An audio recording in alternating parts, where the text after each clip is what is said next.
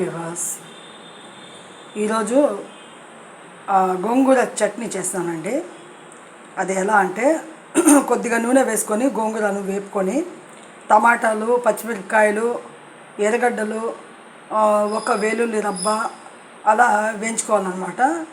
దాన్ని కూడా నూనె కొద్దిగా వేసుకొని ఆ తర్వాత కొంచెం ఉప్పు వేసేసి డైరెక్ట్గా మిక్సీలో కొట్టేయాలి.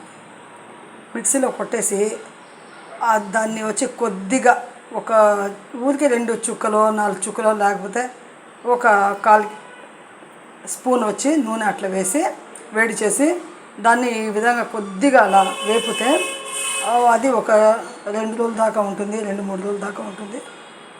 అలా ట్రై చేసుకోండి. Please like my channel, subscribe me, please support చేయండి. సబ్స్క్రైబ్ చేయండి ప్లీజ్. మీ సబ్స్క్రైబ్ కావాలి, నాకు చేసుకోవాలి మీరు.